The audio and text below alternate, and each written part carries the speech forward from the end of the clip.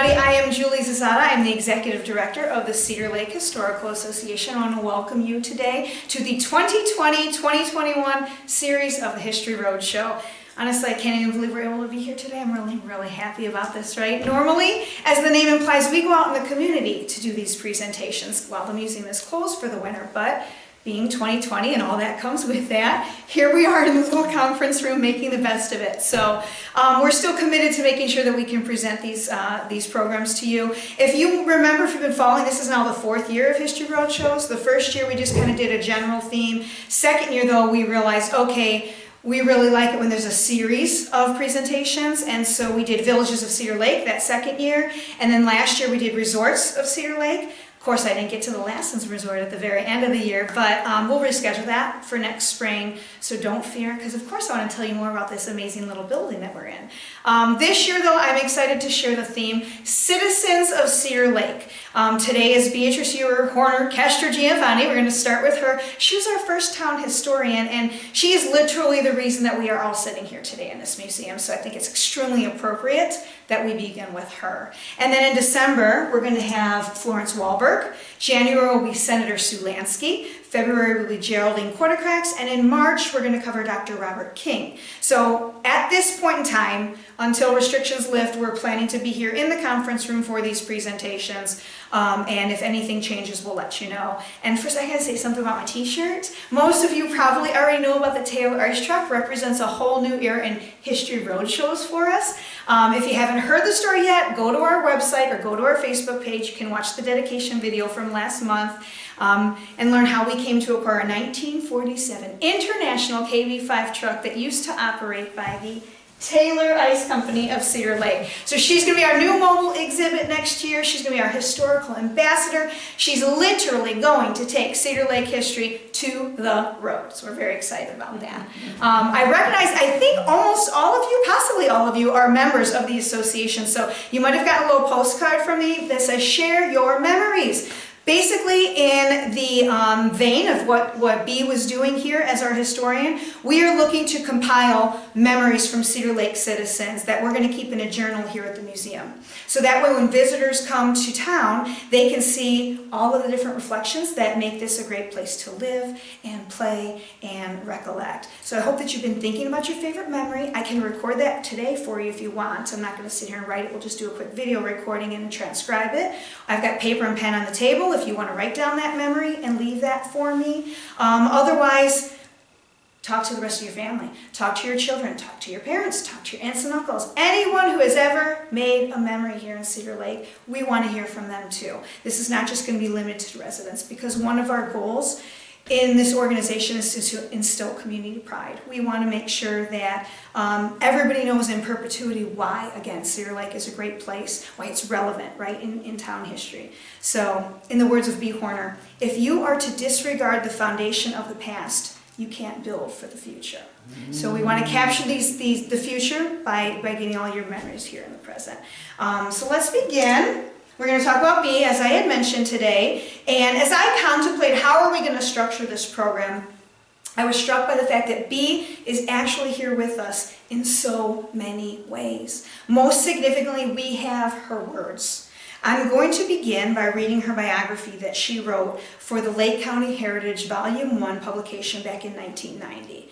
My auditory learners can just sit back and enjoy. My visual learners, bear with me. We're going to get to lots of pictures in a few minutes, but I really think it's important that we hear about Bea in her own words. Okay? So the title of her little reflection here is Looking Back Can Be an Adventure.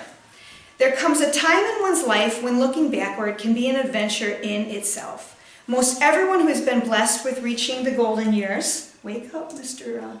Presentation. We'll come back to that in a minute. All right, through the golden years does this. To put it in writing is this challenge, so please bear with me. Born January 27, 1910, I am the third child, oldest daughter, of Frederick Ewer, born 1874, and Maud Surprise Wheeler, born 1886.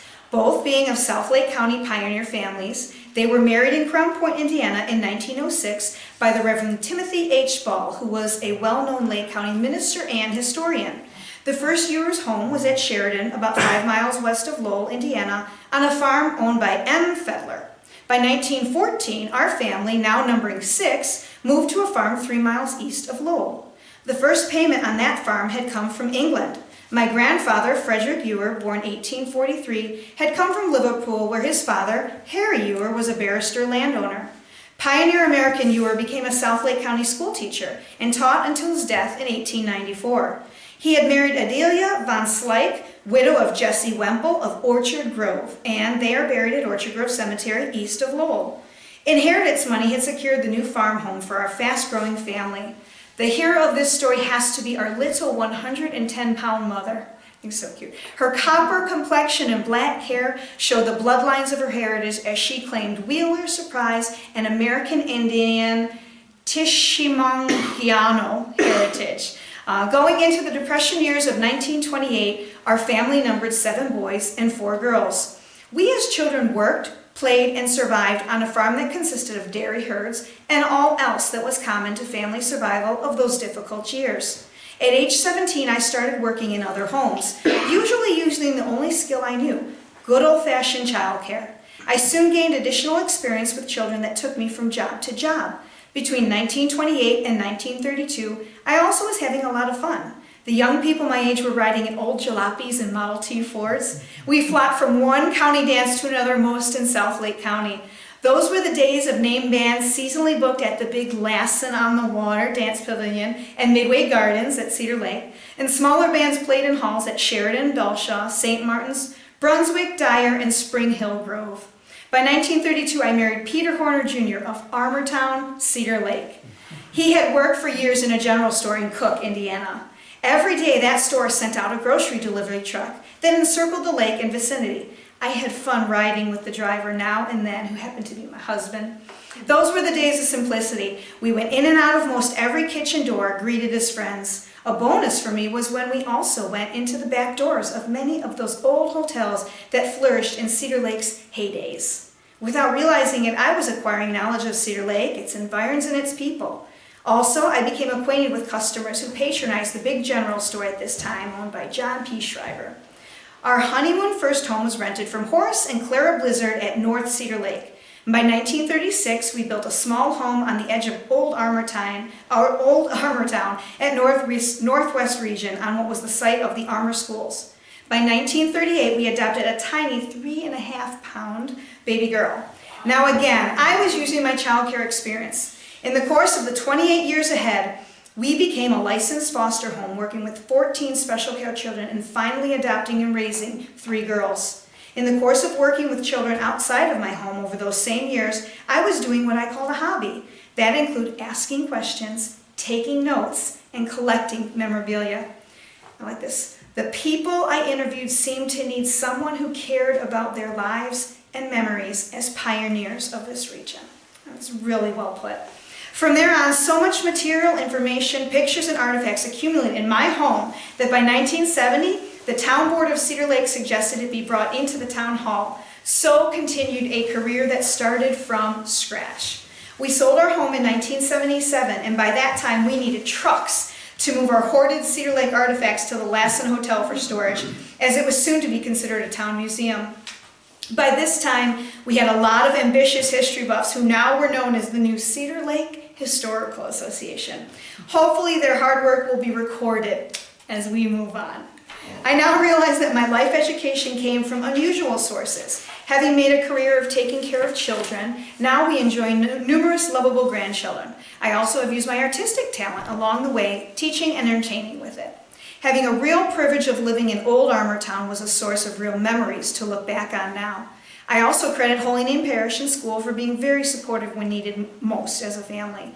Meantime, not to be caught idle, I have traced my heritage back to one of Charlemagne's men, Jacques Hertel, who married the daughter of a Mohawk chief, also a Tishimanguian Canadian Indian, and also back to the Puritan Lockwoods with several lines in England back to the 1150s. In my pipeline, Sir Richard de Pipe in 1578 was Lord Mayor of London, also a Henry de Pipe who was a Royal Herald.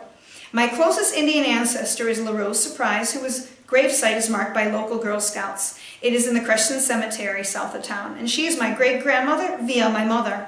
Much of this genealogy has been placed in local libraries. I live today a stone's throw from Old Armour Town. I became a widow in 1979 after nearly 48 years of marriage. In September of 1982, I married Sam Castrogiovanni, and we continue to work toward the success of a museum that will visually display the history of a town that commands attention historically. So, Marshall Street, like I said, is like right here, this street here. See the little corner going? And then this is Spring Run Creek. Comes down here and goes through the tube. So I don't know exactly where the 80 acres were, but as B describes it, it was somewhere in that vicinity. And then that little star there, that's where Orchard Grove School approximately was located, because she said it was on Grant Street, so somewhere on there. Let me read a little description too, how she explains this. She goes, hurry up, the bell is ringing and we only have 5 minutes more, so we break into a run, all 6 of us. We are the Ewer children, late again. So many times we were late, and was it any wonder? We had walked 2¼ miles, most of it stone, and a ½ mile was clay. When it rained, it was real old country mud. Our 80-acre farm was once the Purdy farm. It was located east of Low to today's Marshall Street, and then north. Spring Run Creek ran from north to south through our farmland, east of the Dirt Township Road. So that's kind of a little description there, a little visual for what B was describing. And then here is the earliest picture I found in her articles. That is from, was it 1921 at Orchard Grove School. And you can, well, I'll read you that description. It says, just a few families could dominate a country school in pioneer days, since all ages of children attended classes in the same schoolroom. The school picture from Orchard Grove School in 1921 featured these youngsters. So in the front row there you have Russell Reynolds, Bertrand Ewer, William Ewer, and Earl Ewer. At far left is Beulah Baker, and at far right is Grace Ewer. And then starting in the back row, left to right, we have Beatrice Ebert, Nelda Kennedy, Marie Bauer, then Beatrice Ewer, our author here, Mary Barker, Ruth Ewer, they didn't give a name of the teacher standing there, Luana Baker, and Pauline Tilton. So B went on in one of her articles to explain here about the school, like the architecture and stuff. She says the Orchard Grove, Plum Grove, and Buckley schools were similar in architecture, although those who remembered say that the Buckley school was smaller. All had cone-shaped sheltered roofs over a bell atop a lower vestibule. Children entered a stoop into the vestibule and then entered a hall designed for buckets, wraps, and storage shelves. As for the outhouses, a door for the boys was to the right and for the girls to the left as they entered the big school room. All 8 grades were seated in as many different sized seats. All seats were in long rows, bolted to the floor to face north at Orchard Grove. The teacher's desk was on a raised platform. Slate blackboards covered 3 walls at the children's levels. Over in the northeast corner was an inset row of deep shelves for books. They were enclosed behind small pane glass and frame doors. Books were scarce and not always easily afforded. We had no access to a public library. One big dictionary served the entire school. Geography books were shared and music books passed out and shared. My proudest possession was a pencil box. It had a pretty picture on its sliding cover.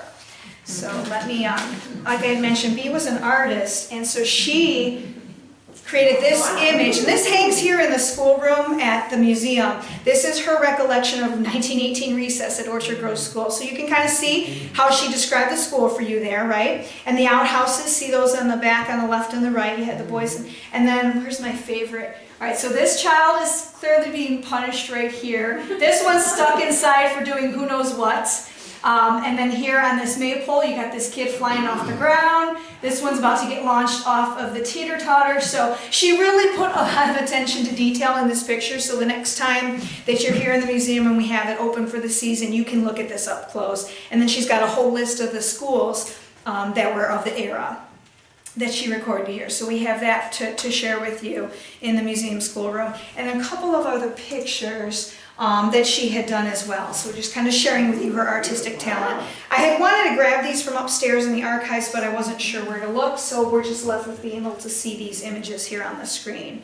And then, before I get too much into B, I want to talk a little bit about her husband, because obviously that's a big part of her life. I think, what did I just read to you? 48 years that she was married to Peter. And so in 1961, Peter was named Father of the Year. That's what this picture is from, that newspaper article there. And so I want to share with you, because this little insight with this article talks a little bit more about their family life and a little bit more about the character of the couple. So it says, actions do speak louder than words for Peter Horner, Rural Route 5, Cedar Lake. A quiet, gentle man who never seems to have much to say, Horner has devoted 28 of 60 years to rearing 12 children. He was named Father of the Year today by the Downtown Hammond Council. The Horner children were not born to Mr. and Mrs. Horner. All have been either adopted or were foster children, placed with them by the Lake County Welfare Department. Of the 12, 3 were adopted and are raised as any children born to any family are. The 9 foster children live with them for periods ranging from 2 to 6 years. Some until they could make their own way, some until they were ready to return to their families. Of the 2, 1 adopted and 1 foster who have grown into womanhood and married. Horner says, "It was a great satisfaction to see that we helped guide these youngsters along the path of life to a happy start. Currently, the Horners have 4 children at home, 2 adopted and 2 foster. The latter, nominating Horner for the honor, was written by his 13-year-old adopted daughter, Arlene, who listed hundreds of his attributes as a father. Not the least of these is his enjoyment of children. He derives as much pleasure from helping them with their homework or spending the after-dinner hours playing with them as the children themselves do. His wife appreciates the time he spends with the children. He has a way of making them feel quite secure," she says. Horner advocates a firm but gentle guiding hand for the youngsters. His wife describes him as a moderate disciplinarian and most of all the stabilizing part of a family. Security and stabilization are perhaps the most important factors in making new children feel as if they had always belonged to the family. The first month of a new child's stay in our house is the most difficult, Mrs. Horner says. The entire family must adjust some, and the number one child might for a time become number 2. Horner commented, "Not every child is alike, each one is a little different, and you have to find the key to his or her personality. After you find that, then the job isn't too tough." They illustrate the adjustment period and the "you never know where you'll find the key" theory with the story of one of their children. The welfare department asked them to take a child who had been completely abandoned, left to find food from rubbish piles and a bed where best he could. After the child had been with them for a few days, Mrs. Horner took him to the grocery store where her husband works. He was wide-eyed when he saw the rows of food, she recalls. As we went through and picked out the canned goods and other food items, I watched him with great interest. We were just about 3/4 of the way through when he said, "Gee, I'm glad you picked me to stay at your house." The food, and knowing that he would have meals, made the big difference for him. The Horners recall many incidents, amusing, heartwarming, and some pathetic, about the 12 youngsters they've raised and loved, but they feel that to tell many of them publicly might in some way injure the foster child, who has successfully gone back to their own families. Officials at the County Welfare Department were more than plentiful in their trust, praise, and administration of the couple. "We think so very highly of the family that we have no fear whatsoever of placing any child in that home," Fred Steniger, the director, said. The Horners have taken youngsters in their infancy and teenagers. When we find a couple that has the ability to handle not only infants but preteens and teenagers, we think that we have found a fairy godfather and mother. And that is the way we view the Horner family. The family attends Holy Name Catholic Church in Cook. "We do it as a family, and I think that is one reason we operate so well as a family," Horner said. "We play, work, and pray together." He said he always tried to do what he felt in his heart was right for his 12 children. "Try to do the right thing," he advised. "Let your heart and head work together, and remember love and security play a big part in raising any child." Both Horners come from large families. He was the only boy in a family of 9, and Mrs. Horner was the oldest girl of 11 children. "I've been rocking youngsters for as long as I can remember," she said. Horner, Peter, was born just 2 blocks from his present home and at one time went to school in the same building. The old Armor School, as it was known, was converted years ago, and the Horners have lived there ever since. Mrs. Horner, the former Beatrice Ewer, was originally from Lowell. Peter has worked at Cook IGA for over 37 years and under 3 owners.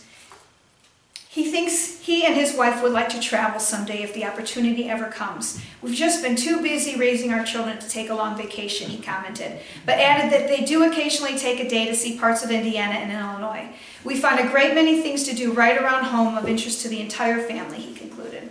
So, again, I wanted to take the time to read that because it gives you that insight into them as a couple and again, the quality of their character. So, a couple more pictures here of what we were talking about. So here's the Schreiber General Store, and if you have our Cedar Lake history book, you might also recognize this picture. That is over, I guess it's the old video store now, storage unit for La Gaviota Restaurant, the gray building. That's my understanding of what building it is. So this picture's not quite as good. Here's the version that's featured in our book. So you can see that a little bit more clearly. And then there's also a couple more pictures in the history book as well. So if you're interested in that, you can go ahead and take a look at pages 35 and 36. Now, from reading all of these many articles, it appears that living in Armourtown really, that piqued her interest. And so she drew this rendering that reconstructs kind of that structure of Armourtown and where all the different businesses were located.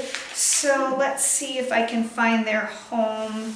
It was... So where is Cedar Lake right on that map? Let me get my little pointer. There it is. You see the pointer? No, where's the pointer? The little red dot up in the upper corner. Oh, See that?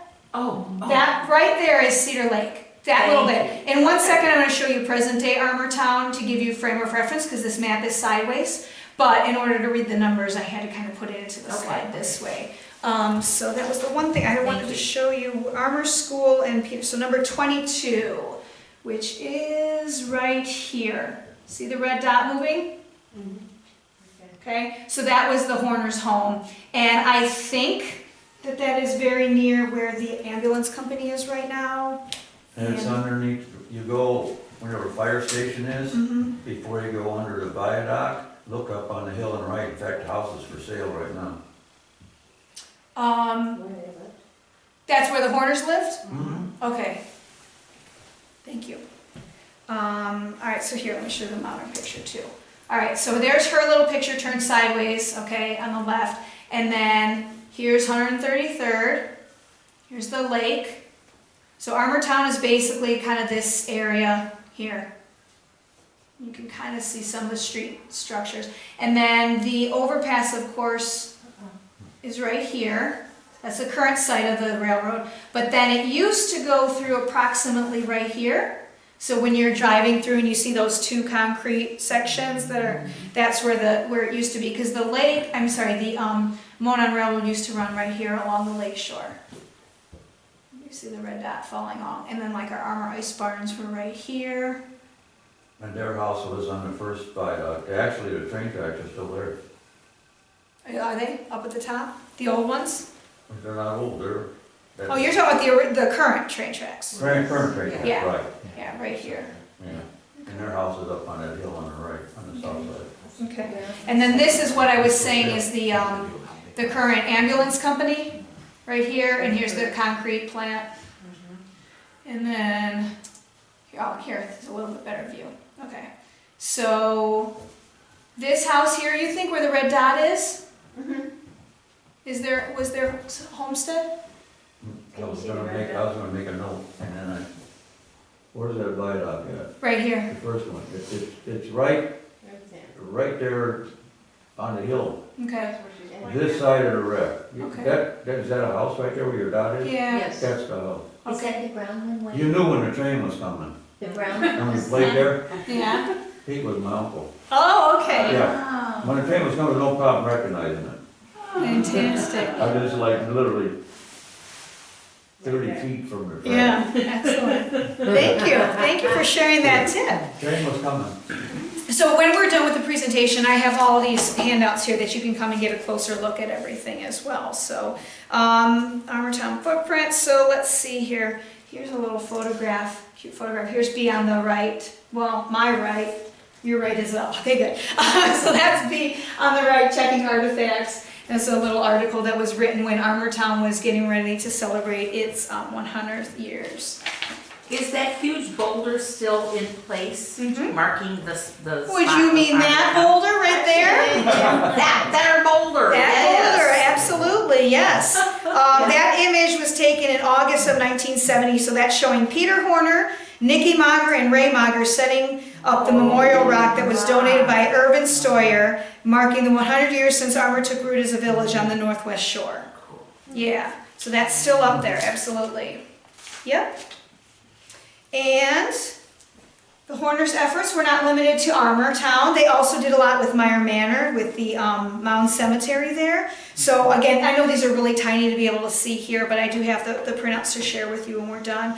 But those images there, so that one upper left, it says Mr. Horner working around the Beckman family plot in Meyer Cemetery, 1972. And then beneath that, Peter Horner viewing gravestones that he had dug out of the soil in the Meyer Manor Cemetery, 1972. And the bottom left, Mr. Horner cares for the Beckman graves, 1973. And at the top, more cleaning of the cemetery, Meyer Manor, 1972. Beneath that, Meyer Manor Cemetery, left, Von Borstel stone, center, Beckman stone, and right, Sassy stone. And the bottom picture, Anna Sass stone, oldest marked grave. Older graves have lost their stones. So I'll have those here if you want to get a closer view of them. And then on the right is the picture of the day that they, let's see here, Revolutionary War Memorial. In special services, the Cedar Lake Veterans of Foreign Wars Auxiliary pay tribute to a Revolutionary War veteran who died in 1840 and is buried in the Meyer Manor Mound Cemetery. And then the picture, featured in the picture are B. Horner, Ray Mager, Marie Zarowski, Cedar Lake VSW chaplain, Dr. James Nolan, and Peter Horner. And the Horners have been restoring the cemetery for 2 years, so they had those services on Sunday. I just have a date of 1974. I don't have the exact date of when that was taken. So I have not been to that cemetery to see that marker, but I assume that it would still be there. It looks there, I've been there. You've been? Okay. Where is that cemetery? So you know where the Meyer Manor subdivision is? No. Let me show you on this. North Point Marina, Here. Oh, okay. you would turn there. So right Towards the here lake. is North Point Marina, and I think the cemetery is like right here in this or maybe here, I don't know. It's somewhere in this circular part of the subdivision. Any of you know better where it's at, if it's this part or this part? It's somewhere in there because there's like roads that go like all the way around the cemetery. So if you're driving through, so that's where Meyer Manor is. And then here's a picture in 1976 of the cemetery as well. That's also featured in B's book. And then, let's see here. Next picture on June. What day was this? On June 11th, 1975, the Horners gathered with over 100 people to help dedicate a rock memorial that commemorates an early pioneer village called Hanover Center. The marker reads, "This was the site of a small village, Hanover Center, made up of German immigrants. Founded in 1855, named for a province of Germany, the name was lost to Cook by 1920. Placed by Knights of Columbus Marian Council number 3840 in 1974. So again, they were very instrumental in marking multiple sites throughout our community so that we would not lose our history of where these villages were located. And this is the Paisley marker, which this one I have not seen before. Has anyone seen this marker around town? It says in a just with help from the Cedar Lake Fishing Game Club in 1976 that they had this marker installed. I don't have any more details on it as far as where it's located. Paisley, though, is, if you remember from when we did the Villages program a couple of years ago, opposite side of the lake, almost directly across from where we're at right now. So that's where Paisley was at. So, let's see here. So a 1977 Gary Post article by Helen Snedden, B explains that her career as a formal historian began when she was attempting to keep from destructing historical records of her family. So here's just a couple more nuggets from that article that Helen wrote. It says, tucked away in a quiet corner of the town hall are display cases, files, and an old desk, which you can see in the picture, right? Presided over by a gracious lady whose golden white hair provides her contention that she is a grandmother of long standing. But what the reserved lady will reluctantly tell you is that she is the town's official historian. Quietly ruffling as few as possible, B. Horner, aided by her husband, Pete, has single-handedly kept the past alive. Her files give old-time residents an opportunity to donate historical material that otherwise might be thrown out during attic and basement cleanups.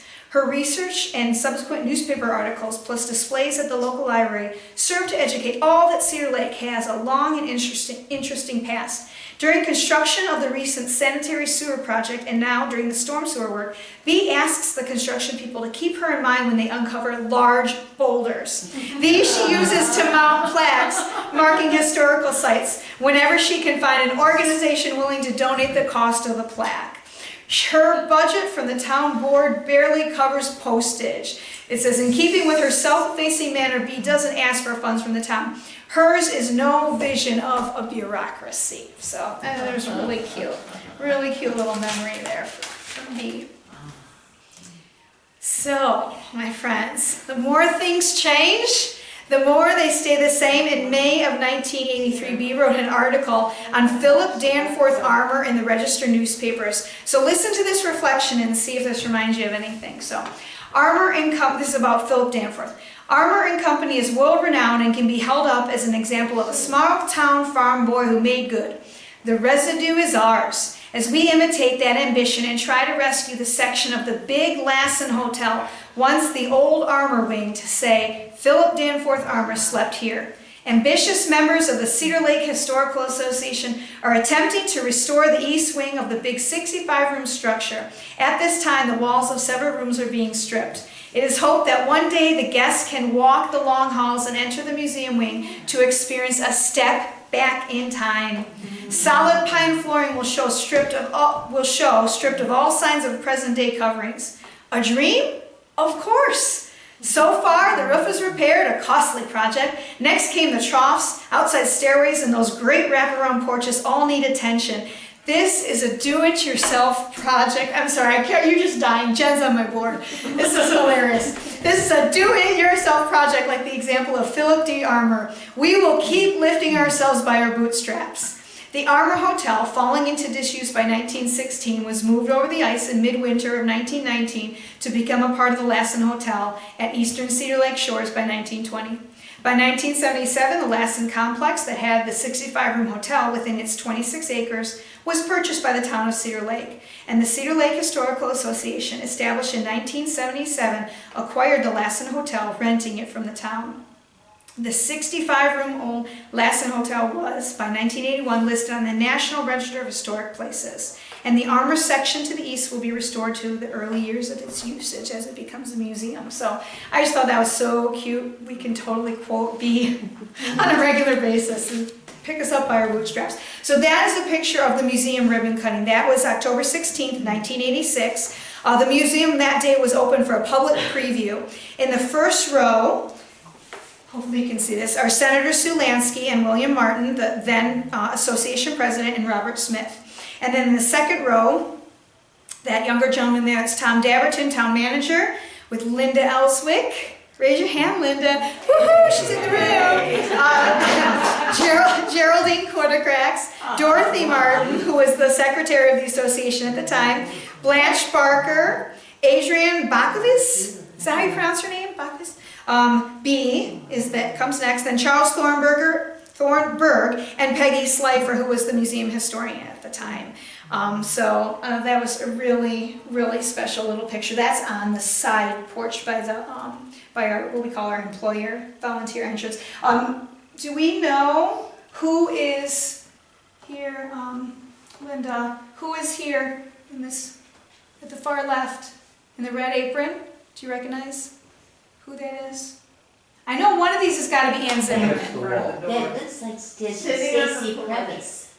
This one here? It might be Stacy Previs. Yeah, is this Ann? I thought Ann. And that looks like Doreen Pittman, the other one with the apron. Okay, okay. All right. So, I love that picture. The ribbon cutting. And let's see here. The reason, like I had mentioned to you earlier, the reason I've been able to provide this presentation today is due to Bee's diligence in gathering and recording her reflections throughout her lifetime. In December of 1987, she published a compilation of her articles entitled Once Again It Will Live, Cedar Lake, Indiana, Landmarks of Old. And, where'd it go? It's right here. You can peruse a copy of this tiny little book here. We have actually multiple copies here at the museum, so you're able to look at these anytime that you're here at the museum. There's also a copy at the Cedar Lake Library, and there is so much fascinating information in there. Please, like I said, make some time to do that and take a look at that. All right, final thing I want to close with for the formal part of this presentation. In 1991, on the occasion of her retirement, the Cedar Lake Town Council read a tribute to Bee, and I want to share that with you now in summary of all of her outstanding achievements in our community. So this was dated August 26, 1991, a tribute and eulogy to Beatrice Ewer Horner-Castrogiovanni. A wonderful and beautiful lady has resigned as the Cedar Lake Town Historian, a position that she has held for many years, being appointed by the first Town Board of Trustees. She is Beatrice Ewer Horner-Castrogiovanni, and she is present tonight. She is a historian, a genealogist who traces back to Charlemagne, and a student of geography. She has written many, many stories pertaining to the history of towns and people, past and present. She has a diversified history herself, is a DAR member, which may account for her deep and ardent interest about where it all began. Her great-grandparents include Peter Surprise, born in 1794, who lived to be 109. He married LaRose Taylor, an Algonquin Indian from Canada. Bee's parents were Fred Colfax Ewer and Maud Wheeler Ewer, who were married in 1906 and reared 11 children in Lowell. In one of her rare interviews, Beatrice stated that her father was a man for everything. There wasn't anything he couldn't or didn't do. Bee's first article was published by Bob Rose, former publisher of the Crown Point Register, and was about the town of Armour's 100th anniversary. Armour is one of the first towns in the Cedar Lake area, and she has always felt that its history was an integral part of Cedar Lake. How has Bee received all of the information she has written about? There isn't anyone in the world without a story to tell, and I am a good listener with an excellent memory, she said. A lot of her facts came from childhood memories. Bee knows everyone, and everyone knows and loves her.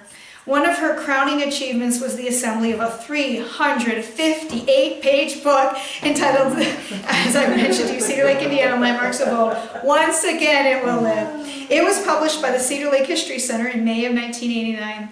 And she established the History Center in 1971 at the request of the town board. And she has sat at her desk in the town hall, surrounded by historical files amid the hustle and rush of a busy town office. And she has spent much time every week there as a volunteer. Which, doesn't it just figure, it all started with a volunteer, and here we are today, all these years later, we're just running on volunteer steam. I love it. Her book tells the story of Cedar Lake and the towns that came and went since 1834. In 1985, she was honored by Governor Orr by being appointed Sagamore of the Wabash. Whereas there has endeared herself to the citizens of Indiana one Beatrice Ewer Horner, distinguished by her humanity in living, her loyalty and friendship, her wisdom in counsel, and her inspiration in leadership. Now, therefore, I recognize her greatness and appoint her a Sagamore of the Wabash. It's a pretty high title, pretty high honor in our state. I read to you the first paragraph of a capsule description of the origin and progress of the Cedar Lake Historical Association. We retrospect down memory lane to Thursday, July 16, 1977. An organizational meeting was held, attended by 20 interested citizens to form a Cedar Lake Historical Association. It was recognized and stressed on this occasion that this was the dream and aspiration of the town historian, Beatrice Horner. So they conclude this reflection saying, Bee, tonight we honor you, we eulogize you, we extend our fervent thanks and appreciation to you, and we love you. I am sure that God is commending us tonight, and that he is saying to us now, this is my beloved daughter in whom I am well pleased. And I think you guys would all join me in that sentiment, because again, without Bee, we wouldn't even be here today to have this presentation, to continue her legacy. So I want to thank all of you who are members, who are supporters of this organization, that you're helping us keep Bee's dream alive. And I think in a lot of cases, it's all become a dream that we've all adopted as well, right? We want to see our town thrive, and we want to preserve that history. So I want to thank you for coming out today, dealing with our technological snafu there for a moment. Hopefully you enjoyed this presentation. We're going to go ahead and formally stop our recording, and then if you would like to share some memories, we'll do that. Okay? Great job.